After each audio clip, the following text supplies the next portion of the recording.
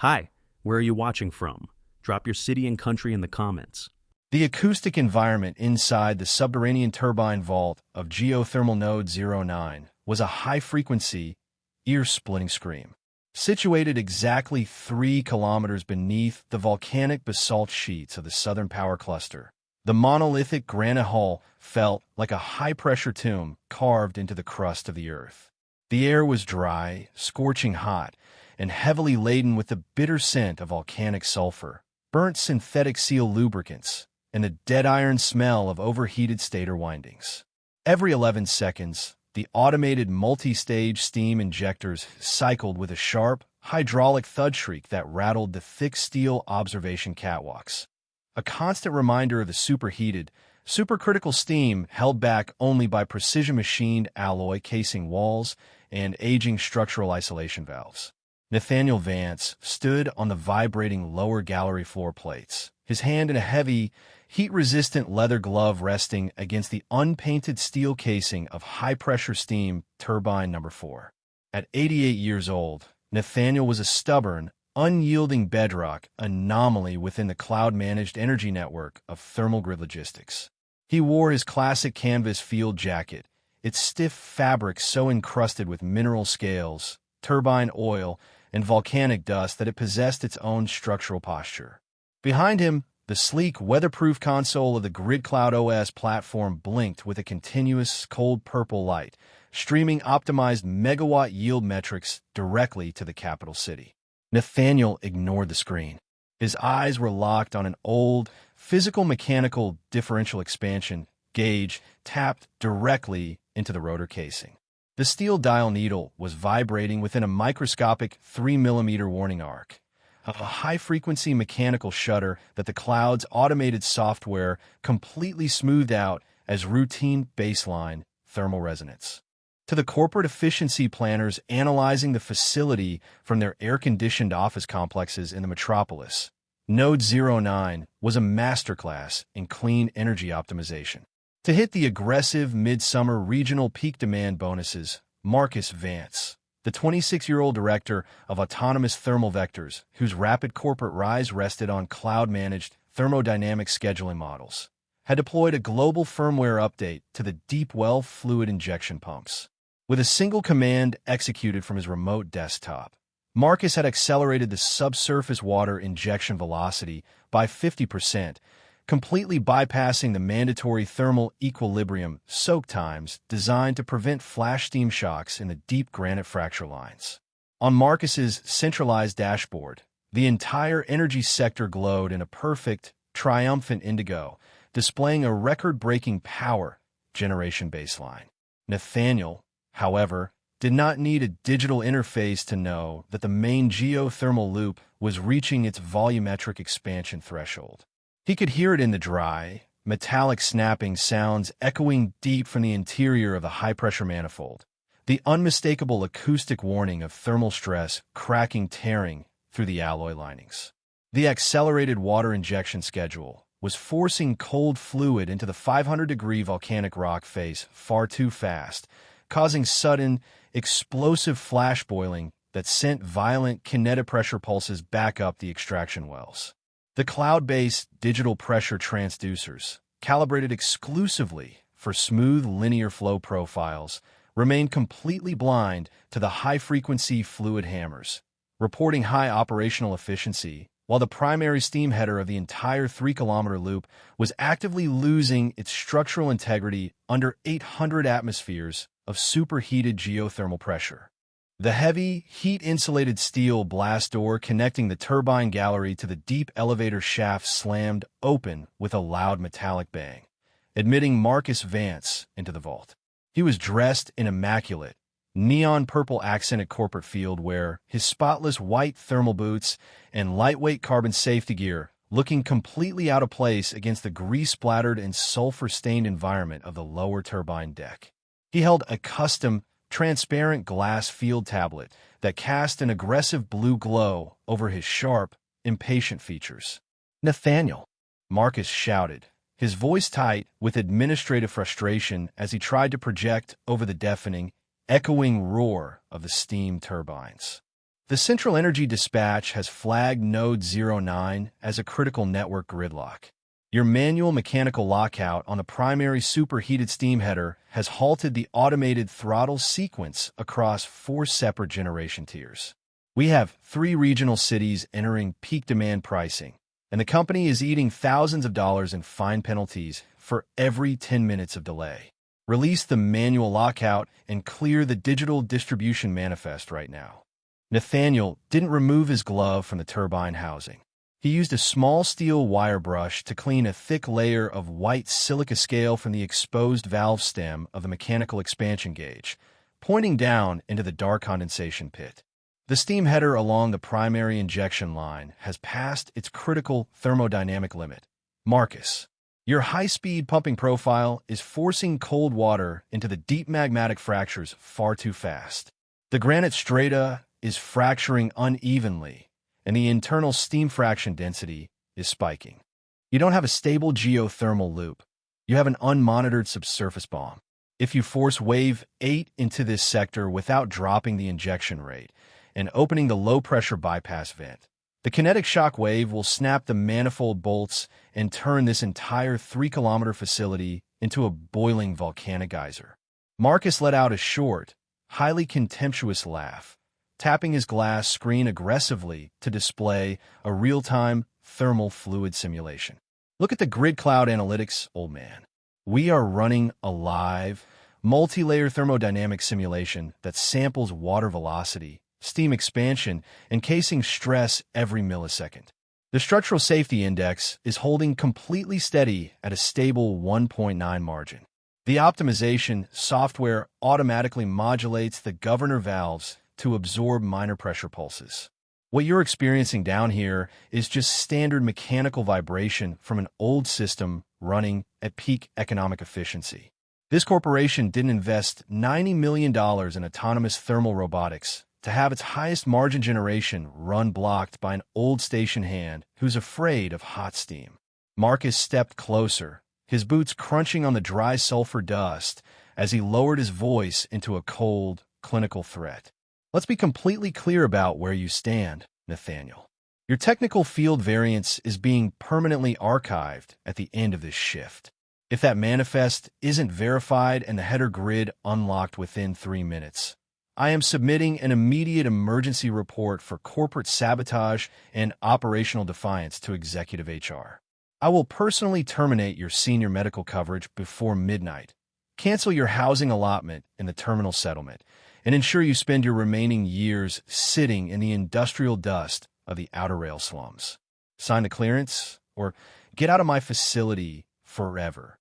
The emergency confrontation did not wait for a corporate board meeting or a formal legal summons.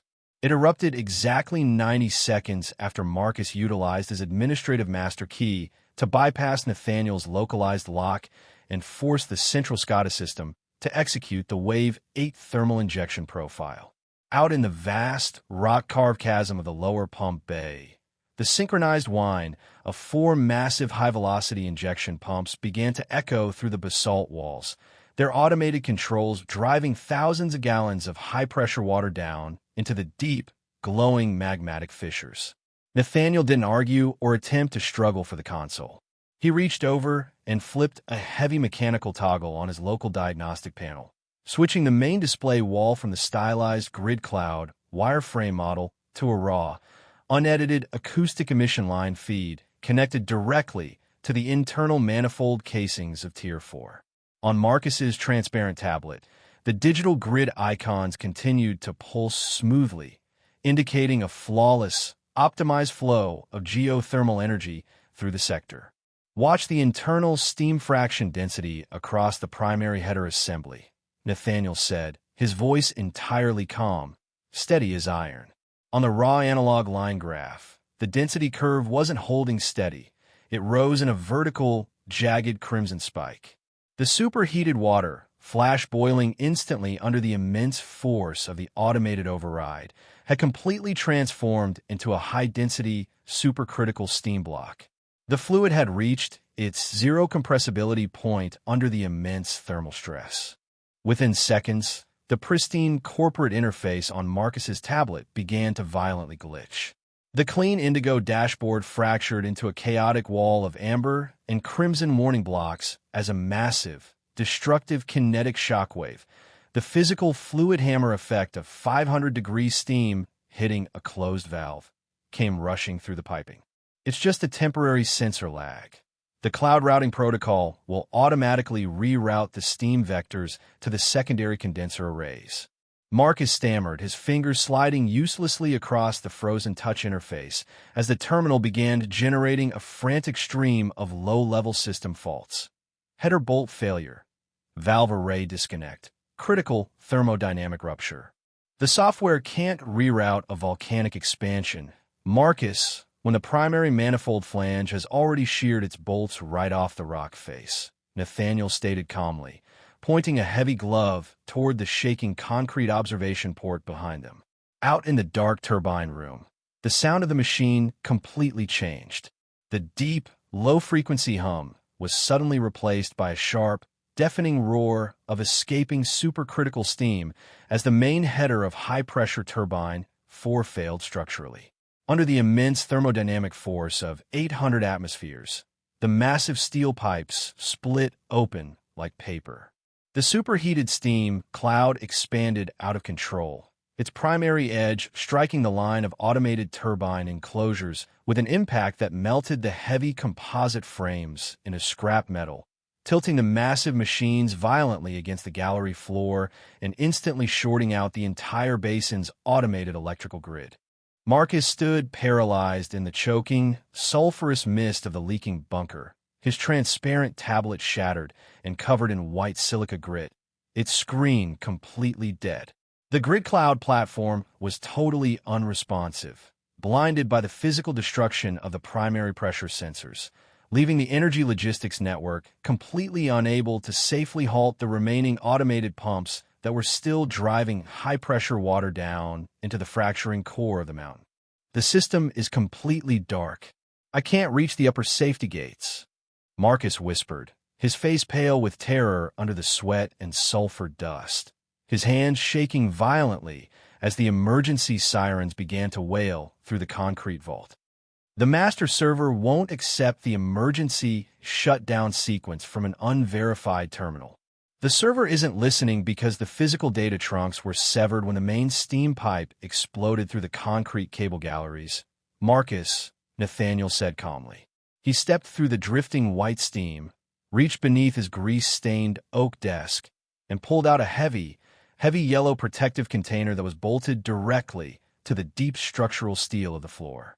Inside sat an ancient, military-grade manual isolation switchbox, a solid block of cast iron featuring a massive, uninsulated mechanical copper knife switch and absolutely no digital logic or cloud connections. This is the Federal Geothermal Infrastructure and High-Pressure Thermal Hazard Mitigation Act of 1986, Statutory Emergency Treaty No. 944, Nathaniel announced, his voice booming over the sound of the wailing sirens as he placed a thick, heavy green archival brief on top of the iron box. The cover was worn down to the raw cloth, featuring a massive crimson lead and wax seal impressed upon the lower margin. When your corporate optimization group redesigned the energy interface code 4 years ago, they categorized all pre-digital manual emergency isolation protocols as obsolete legacy architecture to save on server compliance indexing costs, Nathaniel continued, looking down at Marcus. They assumed that an automated power complex with a 99% uptime rating didn't need a physical, non-digital emergency cutoff.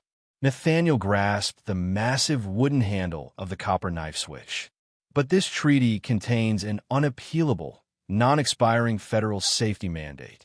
Section 9, paragraph 44 states explicitly that in the event of an unmonitored supercritical expansion that threatens the structural integrity of a primary regional energy basin, the senior field inspector holds absolute, unappealable authority to execute a total mechanical isolation.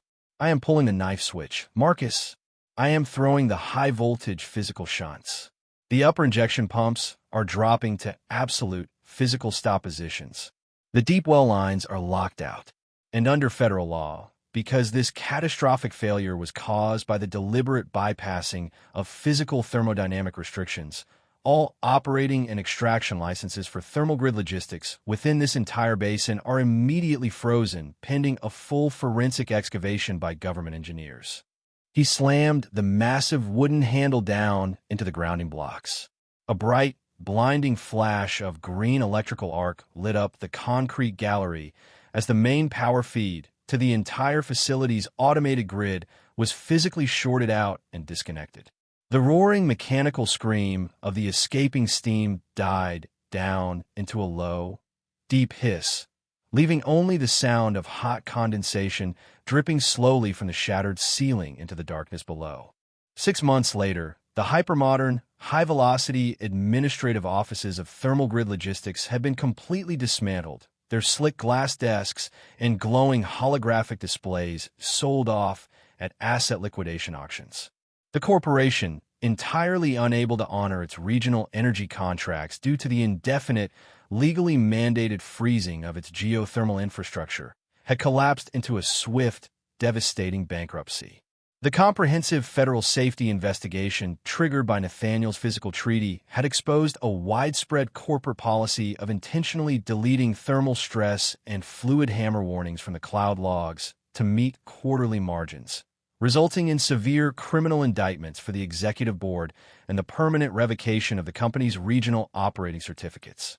Geothermal Node 09 was no longer a high-speed energy hub. It was a quiet, strictly monitored hazardous engineering recovery zone wrapped in yellow federal warning tape.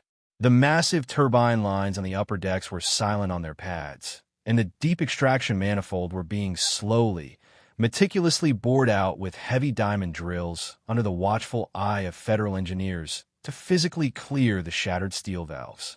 Nathaniel Vance stood on the concrete observation platform overlooking the main turbine deck. The air was cool, clean, and entirely free of the toxic, suffocating smell of burning electrical insulation and superheated sulfur steam. He wore his same canvas field jacket, though it now bore a heavy, polished brass insignia, identifying him as the Chief Technical Trustee of the Regional Energy Infrastructure Safety Bureau. The position was non-corporate, backed directly by federal statute, carried absolute operational veto power over any private terminal, and came with a permanent lifetime tenure that no executive board could ever threaten. A figure walked slowly down the concrete ramp from the access tunnel, his posture hesitant, defensive, and deeply humbled. It was Marcus Vance. His pristine corporate uniform and high-tech utility were gone, replaced by a faded, generic blue industrial denim jumpsuit. His hands were chapped and stained with dark graphite grease, and he carried a heavy, manual ultrasonic thickness gauge on his shoulder. Following the criminal liquidation of his division, his technical credentials had been permanently flagged and blacklisted across the energy registry, leaving him with immense personal liabilities and a professional history that no modern firm would ever risk touching. "Mr. Vance," Marcus said, his voice quiet, raspy, and completely stripped of its former artificial corporate eloquence. He kept his eyes lowered, looking at the gray concrete near Nathaniel's heavy leather boots. "The Bureau's regional office. They told me that all manual labor assignments for the manifold clearance crews must be personally vetted and signed off by your desk. I've applied for the entry-level position of third-class mechanical valve scraper for the lower basin lines. I need the authorization to retain my family's basic housing permit in the sector settlement." Nathaniel looked at the young man for a long, quiet moment, the silence between them punctuated only by the distant, rhythmic clink-clink of a manual chisel clearing out a silica block down on the turbine casings. The lower basin lines require manual structural testing and scale checking every Friday morning at 4 o'clock sharp. "Marcus," Nathaniel said evenly, his voice steady as iron. "No automated SYNCS, no cloud Hemingdirs, no digital das guardas. If your hand slips or you fail to check the pipe thickness with a manual scale, a trap pocket of 400-degree residual steam could blow out and scald you to the bone in a second. You report to the tool room on Monday morning at dawn. You'll be issued a manual canvas logbook, a mechanical thickness gauge, and an iron scraping bar. If you can learn to respect the pressure of the earth and the reality of the steam without needing a screen to tell you it's safe, you might actually turn into a real energy engineer someday. Marcus nodded quickly, a look of profound, desperate relief washing over his face. Thank you, sir. I'll be there. For a clock sharp. The fundamental flaw of the modern digital technocrat is the arrogant belief that because an industrial energy process can be modeled in a multi-threaded cloud simulation, the physical laws governing that matter become flexible. A software interface can be easily programmed, calibrated, and manipulated to display whatever reality its creators require to protect a corporate metric. It can smooth over a critical mechanical vibration, it can ignore a dangerous supercritical expansion event, and it can declare a catastrophic pressure hazard to be an optimized success in order to protect a quarterly profit margin. The digital world is compliant, flexible, and completely indifferent to truth. But the physical universe does not negotiate, it does not compromise, and it does not read dashboards. A high-density, supercritical steam mass forced through an alloy pipe does not know who the autonomous thermal master is. A fracturing rock mass deep within a dark concrete gallery does not care about energy bonuses, corporate branding, or grid metrics. Thermal shock, fluid hammers, and the unyielding laws of thermodynamics are completely blind to human ambition, corporate titles, or cloud-based efficiency models. They cannot be ignored, they cannot be reasoned with, and they cannot be deleted during a server system update. When an organization begins to value the dashboard over the physical machine, its destruction is no longer a matter of chance. It is a simple matter of physics. The truth of the physical world will always assert itself against the simulation, and it usually arrives in the form of a fractured manifold, a melted turbine enclosure, and an old field inspector with a physical book that your software forgot to index.